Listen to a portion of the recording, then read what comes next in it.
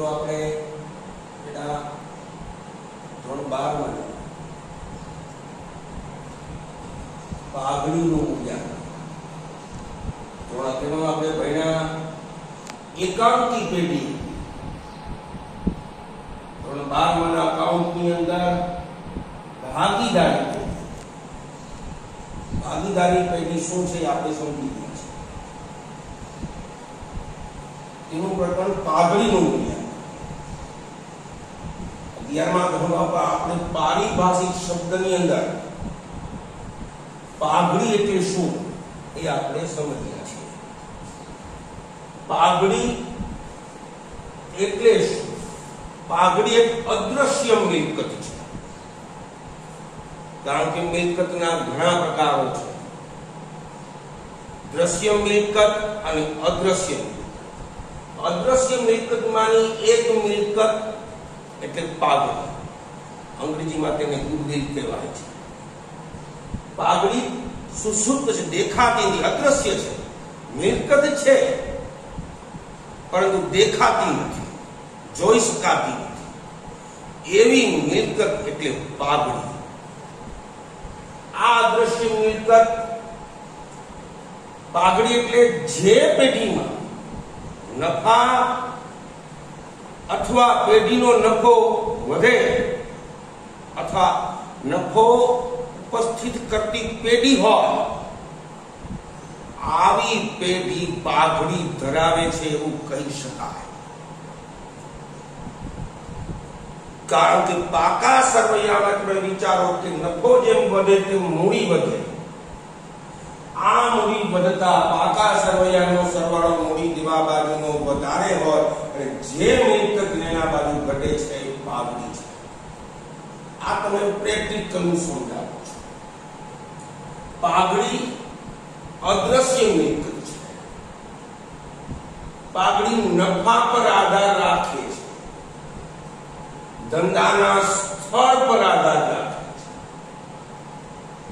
ધંધાના પ્રકાર પર આધાર રાખે છે।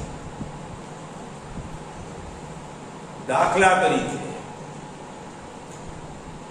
એવા પ્રકારનો આપણે જે ધંધો કરીએ છીએ અને એ ધંધો આપણે અલગ જગ્યાએ કરીએ તો ધંધાનો વિકાસ ન થાય, ધંધો સરસ સારી રીતે ચાલી શકે નહીં।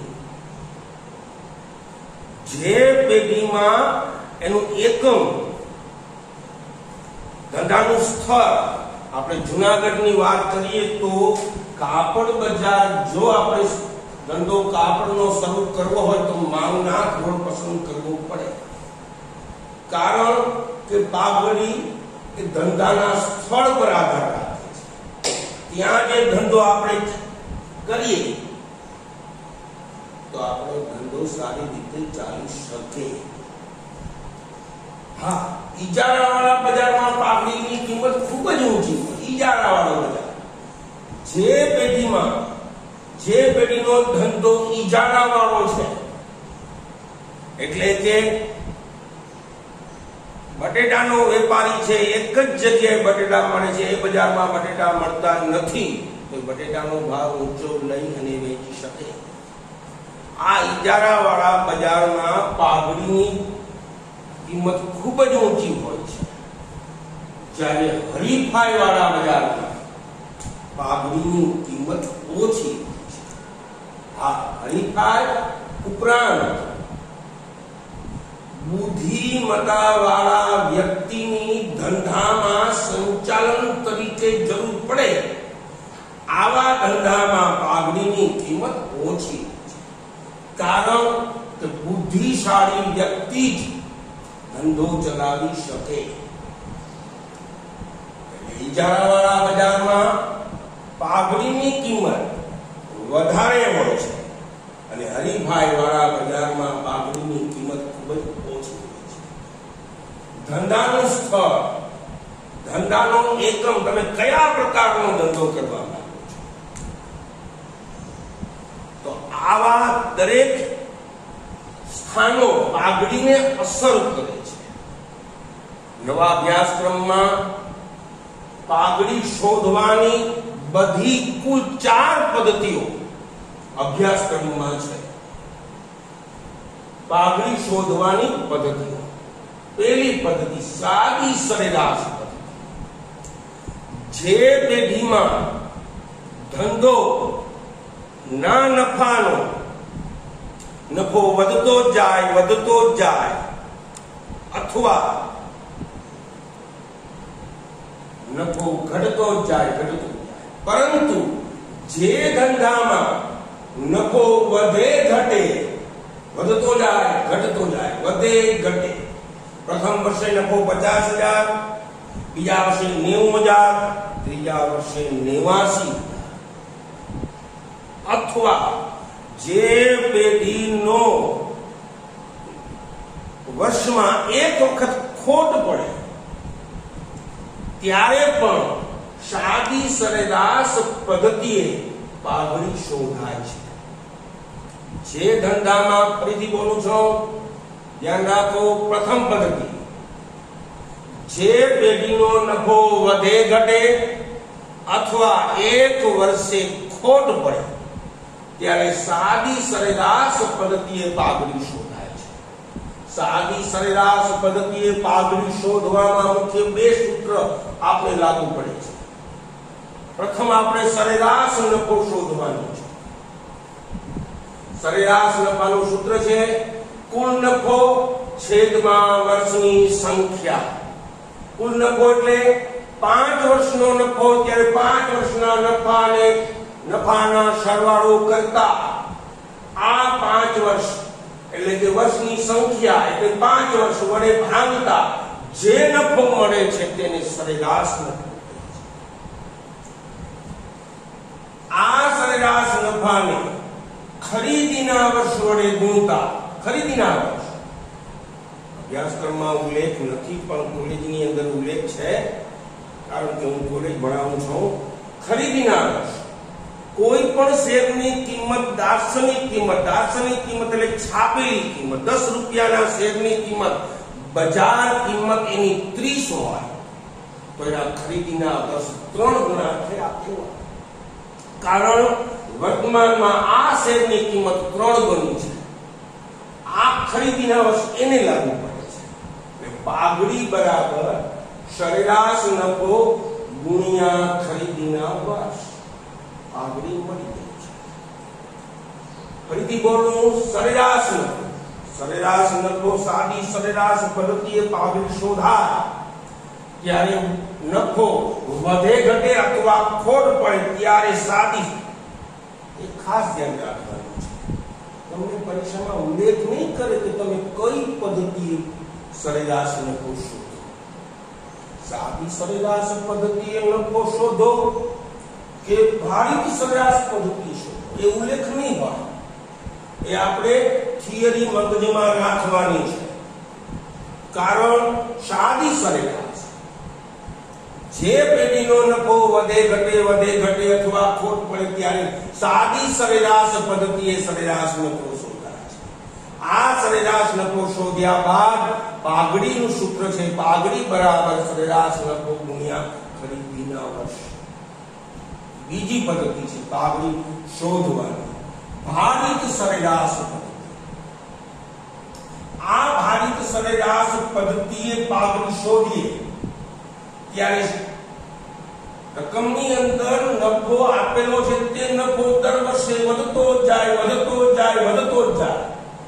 અથવા ખાસ ધ્યાન રાખવાનું છે, અથવા દર વર્ષે નફો ઘટતો જાય. ફરીથી બોલું છું કે સરેરાશ નફો શોધવા માટે રકમમાં ઉલ્લેખ નહીં હોય. તમારે કઈ પદ્ધતિએ સરેરાશ નફો શોધવાનો છે તમારે જોવાનું છે. જ્યારે દર વર્ષે નફો વધતો જાય અથવા નફો ઘટતો જાય ત્યારે સાદી સરેરાશ ભારિત સરેરાશ પદ્ધતિએ નફો શોધાય છે.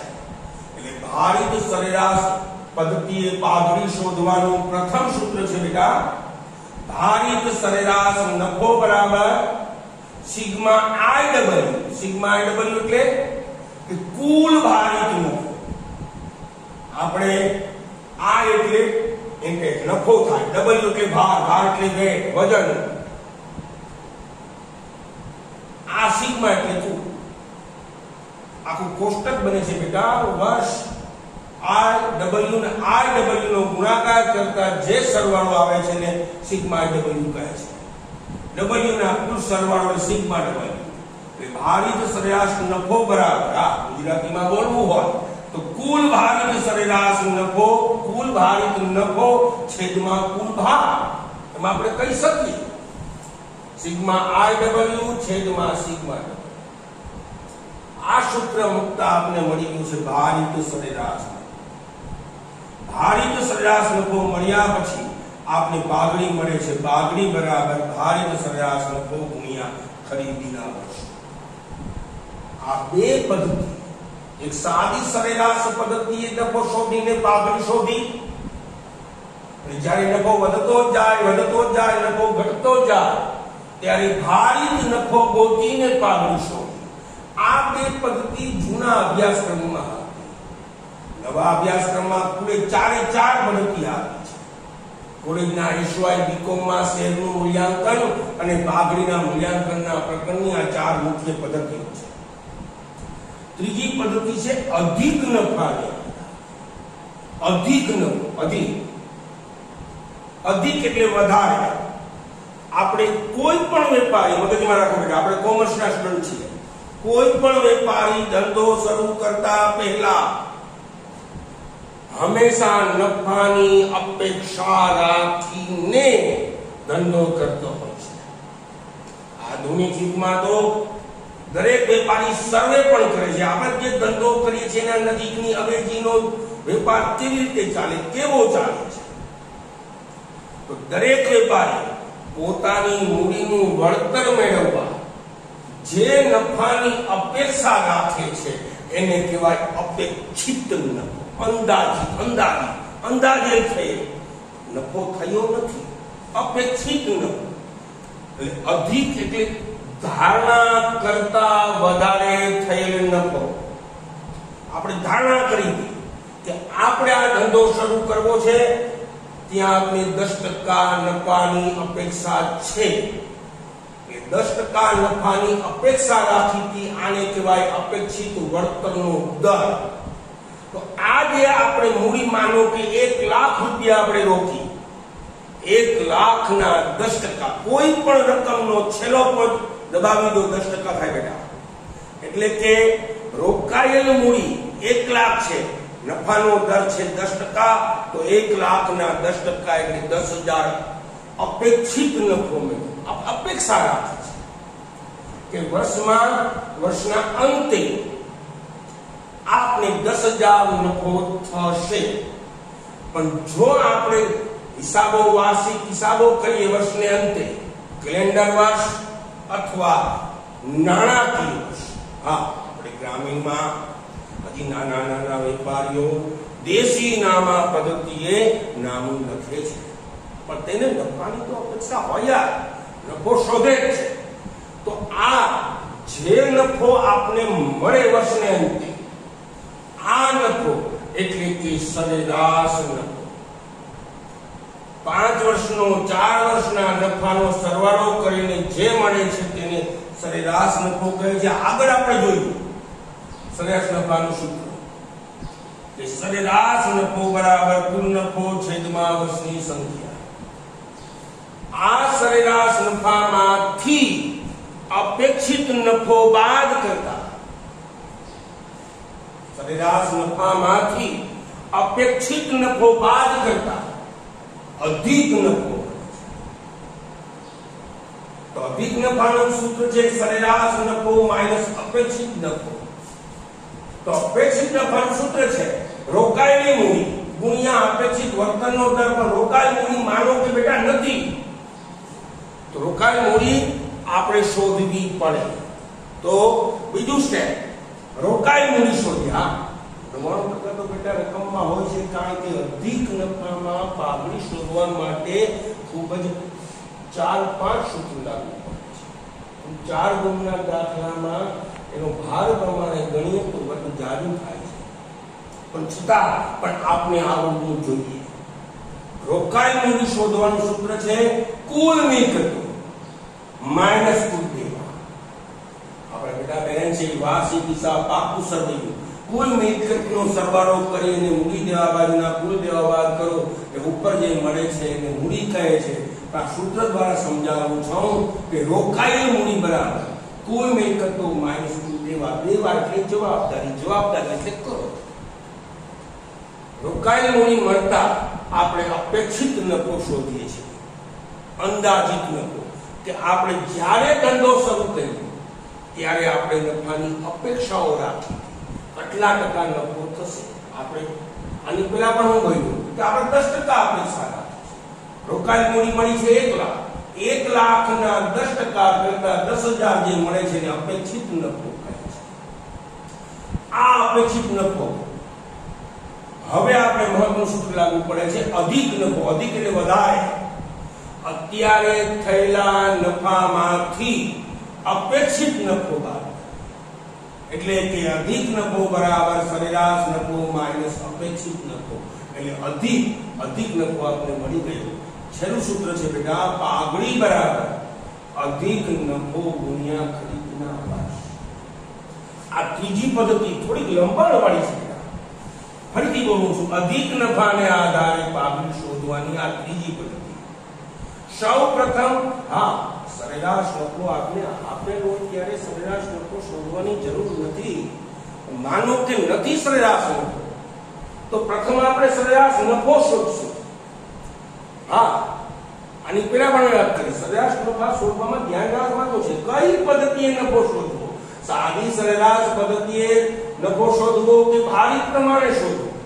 એટલે પ્રથમ સાદી સરેરાશ એટલે કે સરેરાશ નફો શોધવો. સરેરાશ નફો બરાબર કુલ નફો છેદમાં વર્ષની સંખ્યા. બીજું સ્ટેપ, માનો કે રોકાયેલ મૂડી નથી તો પ્રથમ બીજું સ્ટેપ છે બેટા રોકાયેલ મૂડી શોધો. રોકાયેલ મૂડી બરાબર કુલ મિલકતો માઈનસ કુલ દેવા. રોકાયેલ મૂડી પણ ઘણી વખત હોય છે પણ ન આપેલ હોય ત્યારે શોધવી પડે. એટલે રોકાયેલ કુલ મિલકતોમાંથી કુલ દેવા બાદ કરતા જે મળે છે એને કહેવાય રોકાયેલી. આ રોકાયેલ મૂડીને અપેક્ષિત વળતરના દર વડે ગુણતા અપેક્ષિત નફો મળે છે. એટલે કે અપેક્ષિત નફો બરાબર રોકાયેલ મૂડી. MCQ માં પણ આ પૂછાય છે, ખાસ ધ્યાન રાખો. અપેક્ષિત નફો બરાબર રોકાયેલ મૂડી ગુણ્યા અપેક્ષિત વળતરનો દર. હવે આપણે અપેક્ષિત નફો મળી ગયો હોવાથી હવે અધિક નફો શોધવાનો છે. અધિક નફો બરાબર સરેરાશ નફો માઈનસ અપેક્ષિત નફો. જે આપણે ધારણા કરી એના કરતા વધારે નફો થયો એને કહેવાય અધિક નફો. આ અધિક નફાને ખરીદીના વર્ષ વડે ગુણતા પાઘડી મળે છે. ફરીથી બોલું, આ અધિક નફાને ખરીદીના વર્ષ વડે ગુણતા પાઘડી. છેલ્લી પદ્ધતિ ચોથી મૂડીકૃત નફાને. મૂડીકૃત નફા આ એક સમજવું થોડું અઘરું છે. મૂડીકૃત સૌપ્રથમ સાદી રીતે સમજાવું, સરળ રીતે. સૌથી પહેલા આપણે સરેરાશ નફો શોધીએ. આ સરેરાશ નફો શોધીએ તો માનો કે આપણે સરેરાશ નફો કદાચ 10,000 મળ્યો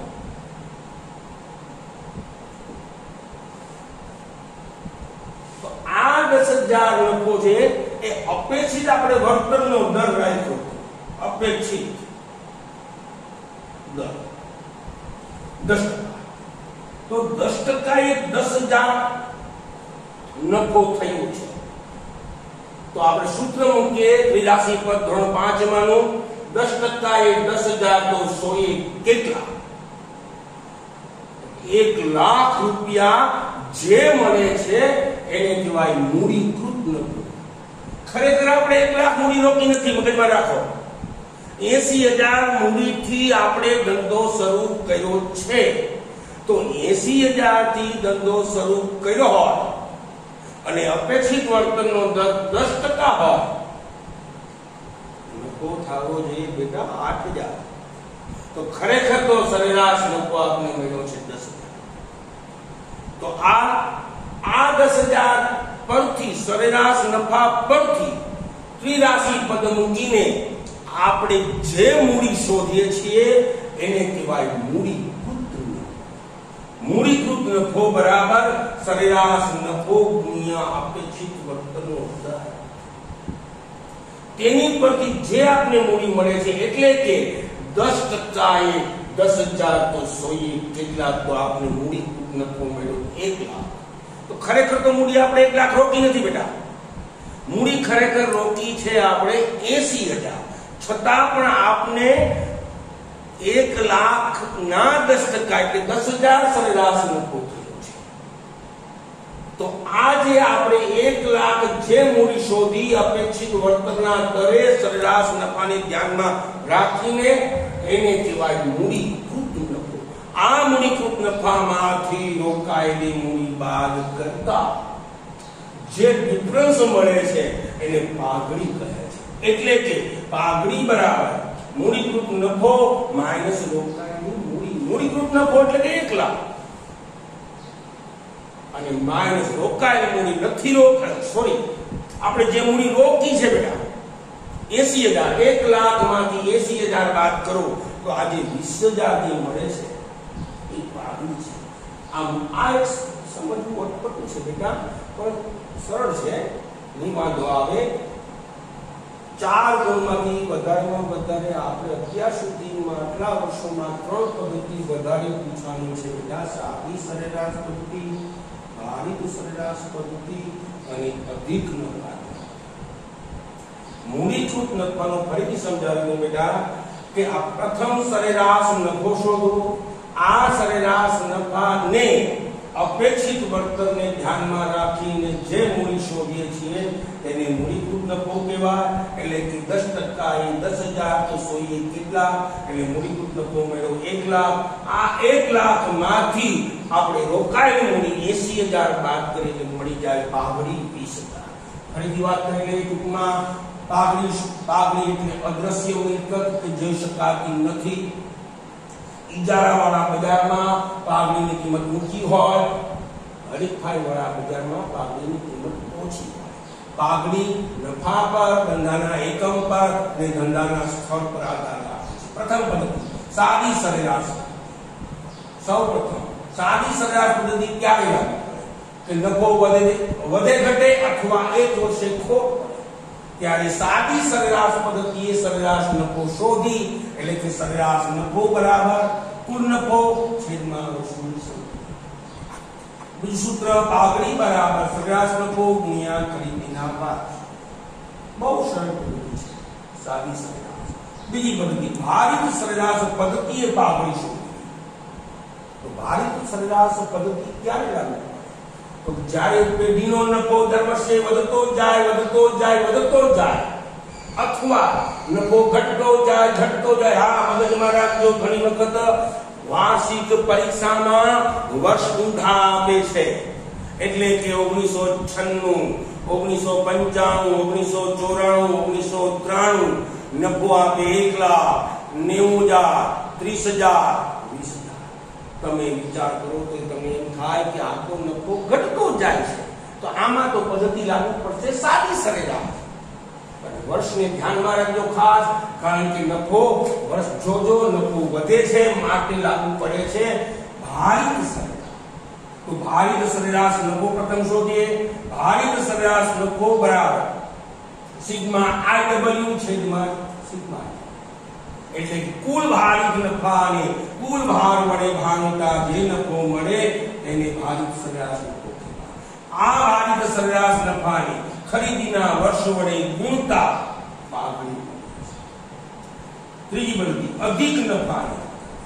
અધિક એટલે વધારે થયેલો ધારણા કરતા જે વધારે થયેલ નફો છે એને કહેવાય અધિક નફો. સૌપ્રથમ સરેરાશ નફો, કુલ નફો છેદમાં વર્ષની સંખ્યા. સરેરાશ નફો મળી ગયા બાદ આપને રોકાયેલ મૂડી નથી આવી તો શોધીએ. રોકાયેલ મૂડી બરાબર કુલ મિલકતો માઈનસ દેવા. એટલે જવાબદારી એટલે કર. કુલ મિલકતમાંથી દેવું બાદ કરો એટલે રોકાયેલી મૂડી મળે. હવે અધિક નફાનું સૂત્ર છે સરેરાશ નફો માઈનસ અપેક્ષિત નફો. એટલે અપેક્ષિત નફો સૌપ્રથમ શોધવો પડે. એ અપેક્ષિત નફો બરાબર રોકાયેલી મૂડી ગુણ્યા અપેક્ષિત વળતરનો દર. એટલે અપેક્ષા રાખી છે તો 5% નફો તો છે 10%. આ જે નફો છે એ મળશે અપેક્ષિત નફો. અપેક્ષિત નફાને ઘણા લોકો અંદાજિત નફો પણ કહે છે. આ અપેક્ષિત નફો સરેરાશ નફામાંથી બાદ કરતા એટલે કે અધિક નફો મળે છે. એટલે કે અધિક નફો બરાબર સરેરાશ નફો માઈનસ અપેક્ષિત નફો. છેલ્લું સૂત્ર પાઘડી બરાબર અધિક નફો ગુણ્યા ખરીદીના. છેલ્લી પદ્ધતિ ચોથી મૂડીકૃત નફાને આધારે સૌપ્રથમ બધી પદ્ધતિમાં લાગુ પડે છે તે રીતે સૌપ્રથમ સરેરાશ નફો શોધો. કુલ નફો છેદમાં વર્ષની સંખ્યા. આ નફો મળી ગયા બાદ અપેક્ષિત વળતરનો દર ધ્યાન રાખો. જે હોય આ નફા વળતર પરથી આપને જે મૂડીકૃત નફો મળે છે એટલે કે સરેરાશ નફો મળ્યો 10,000, અપેક્ષિત વળતરનો દર છે 10%. 10% એ 10,000 તો 100 કેટલા જે 1 લાખ મળે છે એને મૂડીકૃત નફો કહે. સૂત્ર દ્વારા સમજાવું બેટા. મૂડીકૃત નફો બરાબર સરેરાશ નફો ગુણ્યા અપેક્ષિત વળતરનો દર. છેલ્લું સૂત્ર પાઘડી બરાબર મૂડીકૃત નફો માઈનસ રોકાયેલી મૂડી. ખરેખર મૂડી આપણે 80,000 રોકેલી હતી. નફા પરથી આપણે જે મૂડી શોધી હતી તે મૂડી કહેવાય મૂડીકૃત નફો. નથી રોકી તેવી મૂડી. આ મૂડીકૃત નફામાંથી રોકાયેલ મૂડી 80,000 બાદ કરતા જે મળે છે તે પાઘડી છે. એટલે કે 1 લાખમાંથી 80,000 બાદ કરો 20,000 પાઘડી મળે. આ 4 પદ્ધતિ છે. આવતા લેક્ચરમાં હું આપણી પદ્ધતિના દાખલા કરશું અને આ ચેપ્ટર બહુ સરળ છે બધા માટે અને 3 પદ્ધતિમાંથી દાખલો વધારે પૂછાય છે. આરામથી મને આવતા પેઢીનું દાખલા ઘણી સમસ્યા સમજાવીશ. બેટા